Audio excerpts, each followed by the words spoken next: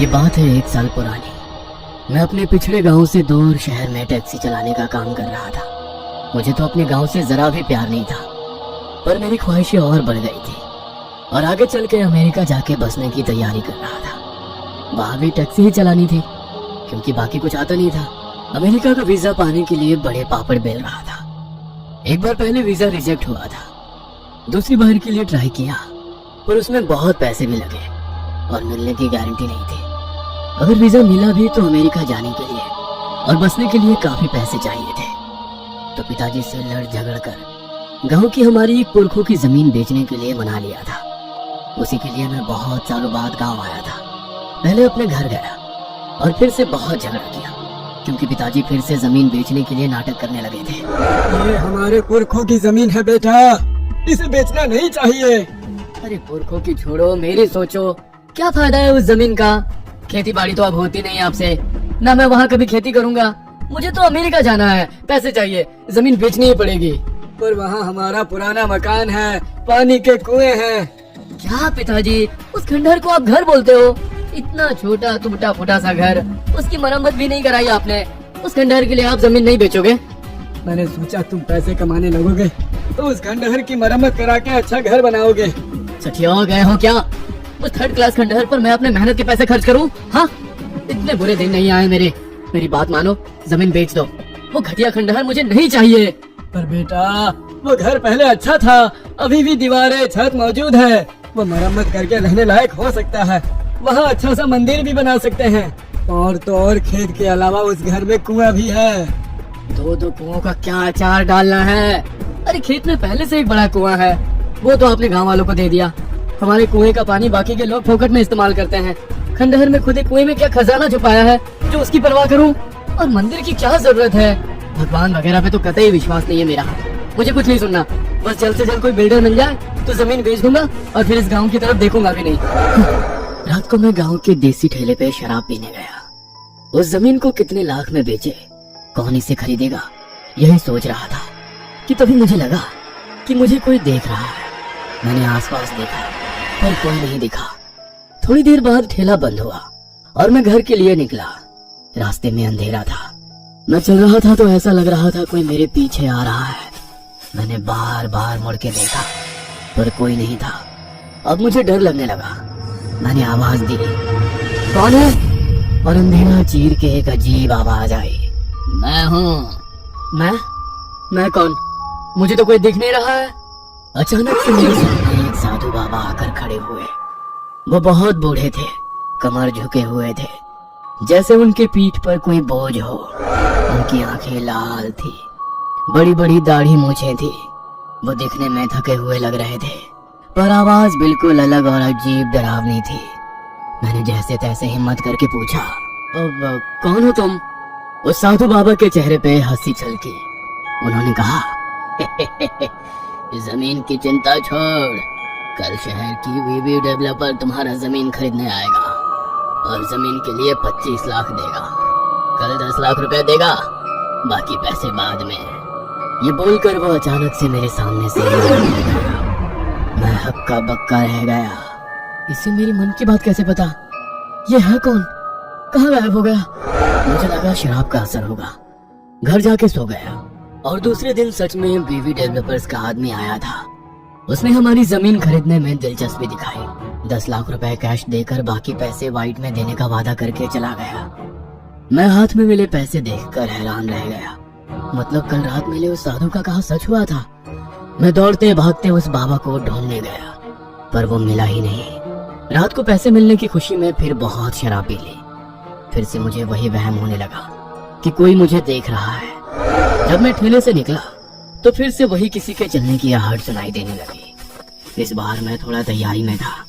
मैंने पीछे मुड़ के देखा तो वही साधु बाबा मेरे नजदीक खड़ा था। तुम फिर से? तुम्हें कैसे पता आज वो? मेरे पूछने से पहले ही वो साधु वैसे ही अजीब सा हंसा और बोला, कल अमेरिका के वीजा के लिए कॉल आ जाएगा। और मैं फिर से शौक हो गया। इसे कैसे ये सब पता? मैं घर जाकर सो गया। दूसरे दिन सच में मुझे फोन आ गया कि मेरा अमेरिका का वीजा मंजूर हो गया है। अब मुझे खुशी तो हो रही थी पर अजीब सा डर लगने लगा। उस साधु को मेरी जिंदगी में आगे होने वाली चीजें कैसे पता चलती है? ये बार बार सोचने लगा। रात को फिर से उस रास्ते पे गया जहाँ वो बाबा थे। मैंने पूछा, बाबा आप क्या चीज हो? आपके पास ऐसी कौन सी सिद्धि है जिसकी वजह से आप दूसरों के बारे में इतना जान सकते हो? बाबा मुस्कुराए और बोले, ये एक अघोर सिद्धि है, तुम्हें इससे क्या लेना देना? तुम अब अमेरिका जाओ, तुम्हारा काम तो हो गया ना। बाबा की बात तो सही थी, पर अब मुझे अमेरिका और जमीन बेचने से ज्यादा ये सिद्धि प्राप्त करने में ज्यादा दिलचस्पी थी। अगर ऐसी सिद्धि प्राप्त हो जाए तो अमेरिका जाके टैक्सी क्यों चलाए? अमेरिका के लोगों को उनका भविष्य बताकर बहुत पैसे कमाऊंगा, दुनिया घूम पाऊंगा, बैठे बैठे सारे प्रॉब्लम से सॉल्व हो जाएंगे। मैंने बाबा से कहा, अब नहीं बाबा, अमेरिका तो जाऊंगा ही, पर मुझे ये सिद्धि चाहिए। बाबा ने मेरी तरफ देख के आंखें बड़ी करते हुए कहा, तुम्हें क्यों चाहिए ये सिद्धि? इतनी आसानी से प्राप्त नहीं होती है। आपको तो भूत भविष्य सब दिखता है, ये मैं समझ गया। मेरी जिंदगी में और भी तो कठिनाइयां हैं, हर बार आपके पास थोड़ी ना आता रहूंगा। ये सिद्धि मिलने के बाद कठिनाइयां कम नहीं होती, बढ़ भी सकती है, सोच लो। बाबा के सवाल पर बिना सोचे ही मैंने बोल दिया, कोई दिक्कत नहीं, वो मैं देख लूंगा, मुझे बस ये सिद्धि चाहिए। बाबा फिर से डराने लगे और बोले, यह बहुत शक्तिशाली सिद्धि है, ये अगर ठीक से प्राप्त ना कर पाए तो तुम अपना सब कुछ खो दोगे। अब मैं भी देश में आ गया। मन में सोचने लगा, पता है इस बाबा के पास सिद्धि है, पर ये साला मुझसे शेयर नहीं करना चाहता, इसीलिए बातें बना रहा है। लगता है पैसे लिए बिना नहीं मानेगा। तभी बाबा जोर से बोले, पैसे मेरे लिए मिट्टी समान है मूर्ख। हैरान रह गया, बाबा को मेरे मन की बात भी सुनाई दे रही थी। बाबा क्रोध से बोले, अमेरिका जाकर इस सिद्धि के बुलबुले पर तुम अमीर होना चाहते हो, पता है मुझे, पर ये इतना आसान नहीं है। अपने घर चले जाओ, जमीन बेचकर निकलो अमेरिका के लिए, फिर मैं अब तुम्हें कभी मिलूंगा। मैं डर गया। बाबा सिर्फ भूत भविष्य ही नहीं, दूसरों के मन की बात भी सुन सकते हैं। ये सिद्धि तो जबरदस्त है, अब तो जो चाहे हो जाए, मुझे ये सिद्धि चाहिए। मैंने हाथ पांव जोड़कर बाबा से माफी मांगी और सिद्धि मुझे मिले इसके लिए प्रार्थना की। बाबा शांत होकर बोले, ठीक है, अमावस की रात को विधि शुरू करते हैं, पर ये सबके सामने नहीं कर पाएंगे। किसी सुनसान जगह में कल रात मिलना, पीने के अलावा पानी का इस्तेमाल मत करना, ना मुंह धोने के लिए ना नहाने के लिए। बिना किसी को बताए अमावस्या की रात किसी ऐसी जगह मिलना जहां लोगों का आना जाना ना हो, खुफिया हो, शमशान या फिर जंगल। जंगल का रास्ता भी अब लोगों के आने जाने से इतना खुफिया तो रहा नहीं था। शमशान में भी आए दिन किसी गांव वाले की चिता जलाने लोग आते ही रहते थे। फिर ऐसी कौन सी जगह हो सकती है जहां खुफिया तरीके से साधना कर सके और सिद्धि मिल सके? फिर मेरे दिमाग में आया, मैं जो जमीन बेचने वाला हूँ उस खेत में साधना कर सकते हैं। वैसे भी मैं अपने खेत में जो चाहे करूं, कौन है पूछने वाला। बाबा को खेत दिखाया, खेत के पास कुआं भी था। वो देखकर साधु बाबा खुश हुए।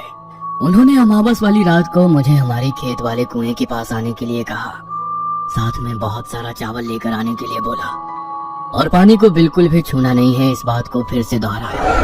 अब मैं खुश होकर अमावस का इंतजार करने लगा। 4 दिन बाद अमावस थी। सुबह उठ के बिना हाथ पांव मुंह धोए दिन भर अपने कमरे में बैठा रहा। ऐसे बर्ताव के लिए पिताजी डांटने लगे, पर उन्हें सच्चाई बता नहीं सकता था। रात को सबके सोने के बाद मैं खेत में पहुंचा तो देखा बाबा कुछ मंत्र तंत्र कर रहे थे। आग जली हुई थी, बहुत सा सामान रखा हुआ था, जिसमें इंसान की खोपड़ियां थी, राख थी, एक नवजात बालक की लाश थी, कुछ अजीबोगरीब पत्थर थे, फिर किसी जानवर का मांस, कुमकुम और ना जाने क्या कुछ था। उन्होंने एक आधी टूटी खोपड़ी में खून भर दिया। ये खून इंसान का था या जानवर का, ये मुझे समझ नहीं आया। मैं तो वो सब देख के ही डर गया था। एक पल के ये भी सोचा कि यहाँ से भाग जाऊं, कि तभी बाबा ने पूछा, क्या तुम सच में यहाँ से भागना चाहते हो? मैं ये सवाल सुनकर चुप हो गया। बाबा ने फिर से मेरी मन की बात सुन ली थी। बाबा ने कहा, अगर तुम ये नहीं सह सकते तो अभी बता दो, क्योंकि साधना शुरू होने के बाद बीच में रुक नहीं सकते और पीछे मुड़ भी नहीं सकते। इसका असर ज्यादा भयानक हो सकता है। मैं सोचने लगा, मेरी जिंदगी अब पटरी पे आ रही थी। अमेरिका का वीजा मिल गया था, पैसों की प्रॉब्लम खत्म हो गई थी। इन सब में पढ़ने की जरूरत नहीं है, क्या इस चक्कर में पढ़ना चाहिए? बाबा ने फिर से कहा, जरूरत तो बिल्कुल नहीं है, तुमने ही जिद की, इसीलिए मैं ये सिद्धि तुम्हें देने आया था। पर अगर तुम तैयार नहीं हो तो मैं यहाँ से चला जाता हूँ, क्योंकि अगर पूरी लगन से तुमने सारे विधि नहीं किए तो ये सिद्धि तुम्हारे लिए नरक का द्वार बन जाएगी, तुम्हारी जिंदगी तबाह कर देगी। इसलिए फिर से सोच लो, अगर ये नहीं सह सकते तो लौट जाओ, यही हमारी आखिरी मुलाकात समझ लो। बाबा ने मुझे डरा ही दिया। एक तो पहले से मैं डरा हुआ था, पर अगर आज मैं डर गया तो एक बड़ी सिद्धि प्राप्त होने से मैं हमेशा दूर हो जाऊंगा। लोगों की मन की बात जानना, उनके भेद जानकर उनसे अपनी मर्जी अनुसार काम करवाना, उनका भूत भविष्य जानकर उनकी जिंदगी पे कंट्रोल करना, इतनी ताकत देने वाली सिद्धि को मैं नहीं जाने दे सकता। मौका होते हुए भी अपने फट्टू होने की वजह से मैं एक बड़ी सिद्धि खोना नहीं चाहता था। मैंने हिम्मत जुटाकर कहा, नहीं बाबा, साधना की तैयारी कर लीजिए, मुझे सिद्धि चाहिए। बाबा फिर से मुस्कुराए और उन्होंने आग जलाकर कुछ मंत्र बोलना शुरू किया। मुझे उनके सामने बिठा दिया। साधना के बीच में वह मुझ पर कभी कुमकुम छिड़कते थे तो कभी काली राख, कभी उस खोपड़ी में राख खून भी छिड़कते थे। बाबा के विधि शुरू ही थे, धुआं धुआं होने लगा। वैसे मुझे लगने लगा हम दोनों के अलावा वहां कोई मौजूद था। उस उभरते धुएं से बड़े डरावने चेहरे दिखने लगे थे और बड़ी ही गंदी बदबू आने लगी थी। मुझे ऐसा लगा जैसे किसी भी पल में उल्टी कर दूंगा। फिर सारा धुआं उस बच्चे की लाश में चला जाने लगा। आग की लपटें बढ़ने लगी। सामने पड़ी बच्चे की लाश थरथराने लगी। खोपड़ी में रखा खून उबलने लगा। मैं डर से कांप रहा था, पर अब मैं पीछे नहीं हट सकता था, क्योंकि अब मुझे सिद्धि मिलने वाली थी। लेकिन विधि खत्म नहीं हुआ था। बाबा ने मुझसे मंगाए हुए चावल का बड़ा ढेर उस बच्चे की लाश पर डाल दिया। उस चावल में बाबा ने मांस का टुकड़ा मिला लिया, फिर उस पर उबलता हुआ खून डाल दिया। उस चावल से धुआं निकलने लगा। चावल के नीचे दबी हुई बच्चे की लाश शायद थरथरा रही थी। फिर कुछ देर बाद सब शांत हो गया। चावल लाल काला दिख रहा था, पक गया था। बाबा ने उस चावल का कुछ हिस्सा मुझे खाने के लिए दिया। मुझे ये बात सोचकर ही उल्टी आने लगी, पर बाबा ने कहा, खाओ इसे, अब पीछे नहीं हट सकते। मैंने एक निवाला खाया और मुझे चक्कर आने लगे। बाबा ने फिर से चावल के कई सारे हिस्से कर दिए और कहा, आधा हिस्सा तुम हर रोज सुबह शाम खाते रहना, इसके अलावा तुम कुछ भी नहीं खाओगे। अगले 8 दिन पानी को छूना भी मत, नहाना नहीं है और कुछ धोना भी नहीं है। और ये चावल का दूसरा हिस्सा है, वह हर दिन थोड़ा थोड़ा इस कुएं में डालते जाओ। और देखो मछलियाँ कैसे खाती हैं। जिस दिन मछलियाँ चावल को मुंह लगाना बंद कर देंगी, उस दिन समझना तुम्हें सिद्धि प्राप्त हो चुकी है। यही हमारी आखिरी मुलाकात है, फिर हम कभी नहीं मिलेंगे। ये कहकर बाबा जोर जोर से हंसने लगे। मुझे चक्कर आने लगा और मैं बेहोश हो गया। सुबह जब जागा तो आसपास कुछ भी नहीं था, ना वो बाबा, ना उनका कोई सामान, बस दिया हुआ वो गंदा चावल सामने पड़ा हुआ था। अब वो कोई देख ना ले, इसलिए मैंने खंडहर वाले घर में जाकर वो छुपा दिया और अपने घर चला गया। मेरी हालत देखकर पिताजी डर गए। वो पूछने लगे, अरे क्या हुआ है तुम्हें मेरे बेटे? मैंने दूर से ही उन्हें कहा, अब आप मेरे मामले में दखल देना बंद कीजिए। जमीन बिक गई है, अब उस तरफ गलती से भी मत जाइएगा। मैं आज ही शहर के लिए निकल रहा हूँ, गुड बाय। ये कहकर मैं वापस खेत में गया। ये जरूरी था, वरना मेरे पिताजी मुझे ढूंढते हुए खेत में आ जाते तो सारा भांडा फोड़ जाता। खेत में आने के बाद मैंने चावल का एक छोटा हिस्सा मछलियों को खिलाने के लिए कुएं के पास जाने के लिए निकला, पर खेत वाले कुएं पे गांव की औरतें पानी भर रही थी। मेरे बाप के खेत वाला कुआं गांव वालों को देने की वजह से ये प्रॉब्लम हो गई थी। अब क्या करूं? उन औरतों ने देख लिया तो दिक्कत हो जाएगी। मैं वापस खंडहर वाले घर में आकर बैठ गया। तभी मुझे याद आया, खंडहर वाले इस घर में भी तो एक कुआं है। वो किस दिन काम आएगा। मैं खुश हो गया। मैं चावल लेकर घर के कुएं की ओर बढ़ा। कुएं में झांक कर देखा, ज्यादा पानी नहीं था, पर मछलियां थी। मैंने चावल फेंका, मछलियां उस पर झपट पड़ी। मैं खुश हो गया। फिर अगले कुछ दिन उस घटिया से घर में ही छुप के रहने लगा। दिन गुजरते गए। इतने दिनों में ना मैंने पानी पिया, ना नहाया, ना मुंह धोया। एक ही समस्या थी, मुझे हर रोज गंदा, बदबूदार, लाश पर पकाया हुआ खून भरा चावल खाना पड़ रहा था। 8-10 दिनों बाद चावल खत्म होने को आए, तब मुझे महसूस हुआ चावल के नीचे कोई लाश ही नहीं थी। जहाँ तक मुझे याद था, बाबा ने बच्चे की लाश पर ही चावल रखकर पकाए थे। फिर वो लाश कहाँ गई? पता नहीं, कोई चमत्कार ही होगा। खून से सना खाना खाने के दिन खत्म हो गए थे। अब मैं सर्वशक्तिमान बनने की कगार पे था। फिर आया 13वां दिन। उस दिन सुबह उठते ही मुझे बहुत भारी भारी महसूस होने लगा। ऐसा लगा जैसे मेरे पीठ या कंधे पर कोई बड़ा सा बोझ है। मैंने चावल का अंतिम हिस्सा उठाया और खंडहर के कुएं की तरफ गया। मैंने चावल कुएं में डाला और देखा तो हैरान हो गया। मछलियां चावल पर झपट नहीं पड़ी, बल्कि चावल से दूर भागने लगी। अचानक हवाएं बदलने लगी। मुझे लगा तूफान आ रहा है। मैं यहाँ वहां देखने लगा। मेरे बदन में गर्माहट महसूस होने लगी। कान नाक से खून बहने लगा। मैं डर गया। मुझे समझ नहीं आ रहा था कि मेरे साथ कुछ अलग हुआ है। मैं खंडहर वाले घर से बाहर भागने लगा तो अचानक मेरे पांव रुक गए। ऐसा लगा कोई मुझे खींच रहा है। खींचते खींचते फिर से उस खंडहर में लाकर मुझे पटक दिया गया। यह किसने किया? मुझे तो कोई दिख नहीं रहा था। मैंने दोबारा कोशिश की। फिर से मुझे किसी ने घर की तरफ खींचा। मैं परेशान हो गया। अब मुझे सिद्धि प्राप्त हो चुकी है, फिर भी मैं इस घटिया घर में क्यों पड़ा हुआ हूँ? मुझे समझ नहीं आ रहा था। मैंने खिड़की में से खेत में खड़े एक आदमी को देखा और उसको अपनी तरफ बुलाया। उस आदमी को मैंने कभी देखा नहीं था, मैं उसे जानता था। उस आदमी के जरिए मैं पिताजी तक मेरी खबर देने की सोच रहा था, पर जैसे ही वो नजदीक आया, मेरे मुंह से अजीब बात निकली। मेरी आवाज मेरी नहीं थी। अजीब आवाज में मैंने कहा, बिरजू, यादव की बेटी के साथ तुम आज नहीं भाग पाओगे। आज तुम्हें गांव वाले मार डालेंगे। वो आदमी डर गया और डर के मारे भाग गया।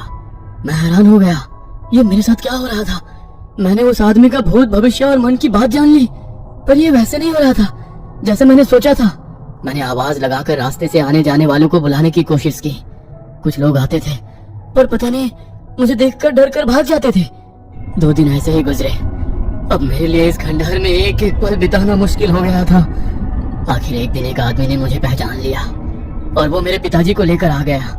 पिताजी मेरी हालत देखकर रोने लगे। वो दरवाजे के अंदर आने की कोशिश कर रहे थे, दूर जाकर गिर पड़े। जैसे कोई शक्ति उन्हें घर के अंदर नहीं आने दे रही थी। वो वहीं बैठे रोने लगे और बोलने लगे, बेटा, अरे बेटा, ये क्या हो गया तुम्हें? तुम तो शहर जाने वाले थे, अमेरिका जाने वाले थे। पिताजी को ऐसा रोता देख मुझे भी रोना आ गया। मैं बहुत शर्मिंदा था। मैं पिताजी से कहना चाहता था कि मुझे माफ कीजिए, मैंने बहुत बड़ी गलती कर दी, पर मुंह खोलते ही मेरे मुंह से अजीब आवाज निकली और कहने लगी, रामदीन, अगले कुछ घंटों में तुम्हारी मौत होने वाली है, पर तुम्हें अग्नि देने वाला तुम्हारा बेटा नहीं आ पाएगा। ये बात सुनकर पिताजी कांप उठे। मैं खुद भी यकीन नहीं कर पा रहा था कि मैं क्या सुन रहा हूँ। पिताजी दौड़ते भागते गए और थोड़ी देर बाद गांव के कुछ लोग और एक मांत्रिक को लेकर आए। उस मांत्रिक ने जैसे ही दरवाजे के अंदर पांव रखने की कोशिश की, वो किसी अजनबी शक्ति द्वारा पीछे फेंक दिया गया। सब ये देख हैरान हो गए। मांत्रिक समझ गया कुछ बड़ी अघोरी शक्ति यहाँ आ चुकी है। वो आंखें बंद करके बैठा। उसे शायद सब कुछ समझ आ गया था। उसने आंखें खोली और जो कहा वो सुनकर सब दंग रह गए। बाबू, तुम्हारे साथ भयंकर वाला खेला हो गया है बाबू। तुम एक पिशाच के अधीन हो चुके हो। क्या? मैं तो सिद्धि प्राप्त कर रहा था। मैं जैसे तैसे बोला, हाँ, सिद्धि प्राप्त हो गई है तुम्हें, पर ये पिशाच सिद्धि है। तुम इस सिद्धि के काबिल ना होते हुए भी तुमने सिद्धि प्राप्त कर ली। अब उस बच्चे का पिशाच तुम पर हावी हो गया है। अब वही तुमसे सब करवा रहा है। ये सुन मैं डर गया। बच्चे का पिशाच? कौन सा बच्चा? कैसा बच्चा?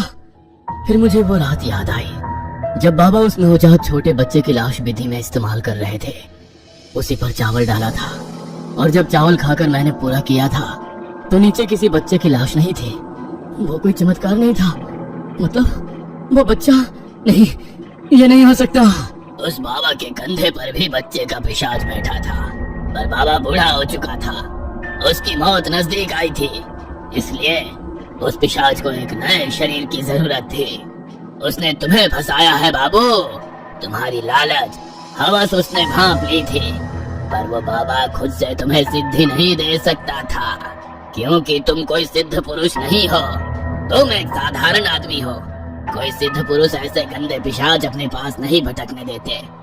पिशाच वाली सिद्धि के कुछ नियम होते हैं। अगर सिद्धि प्राप्त करने वाला आदमी सिद्ध पुरुष ना हो तो वो सिद्धि प्राप्त करने के बाद पिशाच पर काबू नहीं रख सकता। अगर वो आदमी किसी भगवान को नहीं मानता तो पिशाच उस पर हमेशा के लिए हावी हो जाता है। दूसरे इंसान को सिद्धि देने से पहले सिद्धि से दूर रहने के लिए कहना पड़ता है, और उसके बावजूद कोई साधारण आदमी मना करने के बाद भी 3 बार सिद्धि की मांग करे तो सिद्धि दी जाती है। साधु बाबा ने तुम्हें 3 बार वार्निंग दी, पर तुमने फिर भी सिद्धि मांग ली। सिद्धि से आने वाली दिक्कतों के बारे में बताने के बावजूद तुमने हामी भर दी और तुम फंस गए। मैं ये सुनकर सुनना हो गया। गांव वाले भी एक दूसरे की तरफ देखने लगे। फिर मांत्रिक अचानक बोला, पर सबसे बड़ी गलती जो तुमसे हुई है वो खुद तुमने की है, ना कि उस साधु ने। गलती? कौन सी गलती? मैं सोचने लगा। साधु ने बोला, साधु ने तुम्हें खेत वाले कुएं पर चावल के हिस्से डालने को कहा था, पर तुमने इस घर के कुएं में चावल डालना शुरू किया। यही तुम्हारी सबसे बड़ी गलती है। यह पिशाच इस घर के कुएं में पैदा हुआ, इस घर की 4 दीवारों में, ना कि किसी जंगल, शमशान या खेत जैसे खुली जगह में। ये बात सुनकर मेरे रोंगटे खड़े हो गए। सारे गांव वाले मेरी तरफ हैरत भरी नजर से देखने लगे।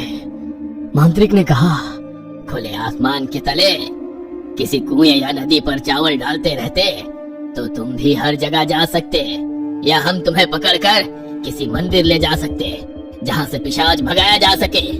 पर तुमने इसके घर के कुएं को चुनकर इस घर को पिशाच का घर बना दिया है। अब ये पिशाच ये घर कभी नहीं छोड़ेगा। तुम्हें अब इस खंडहर से कभी बाहर नहीं आने देगा, ना इस खंडहर को किसी को छूने देगा। अब तुम हमेशा के लिए इस घर में बंद हो चुके हो। मैं तो क्या, कोई भी अब तुम्हारी मदद नहीं कर सकता। क्या? मैं रोने लगा। यह नहीं हो सकता। मुझे तो इस गांव से नफरत है। इस खंडहर जैसे घर में रहने का सोच भी नहीं सकता। मुझे तो अमेरिका जाना है, गांव में नहीं रहना, इस खंडहर में एक पल भी नहीं। मैं गुस्से से उठकर घर के बाहर दौड़ने लगा कि पिशाच ने मुझे वापस घर में फेंक दिया। मैं रोने लगा, अरे ये कैसी सिद्धि है? हे भग, मैं भगवान का नाम लेने की कोशिश कर रहा था, पर मन में भी मैं भगवान का नाम नहीं ले पा रहा था। मुझ पर पिशाच ने पूरा काबू कर लिया था। फिर मेरे दिमाग में आया, ये सारी जमीन वो बिल्डर खरीद चुका है, वो ये खंडहर तोड़ देगा, फिर तो मैं आजाद हो जाऊंगा।